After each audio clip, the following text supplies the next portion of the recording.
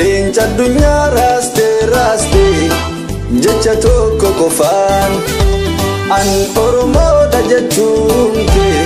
aarsee ilmaan bofaan leenca addunyaa raastee jecha tokko qofaan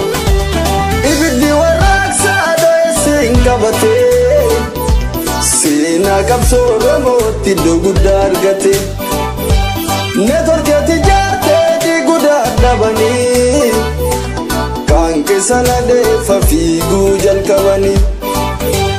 imimmaan gabrummaa saba irraa haquuf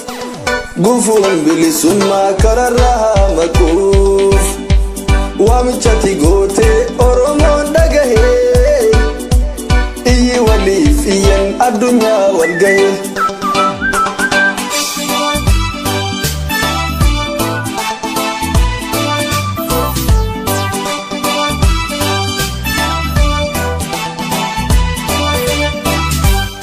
akka kaayan saba pinafne kufeetin ibidda qabsiiste dhaloota qubeetin qabsoo bittinnaa erga walii qabdee siyaasan diinota akka elee cabdee bakka seentu dhabdee akka kaayan saba pinafne kufeetin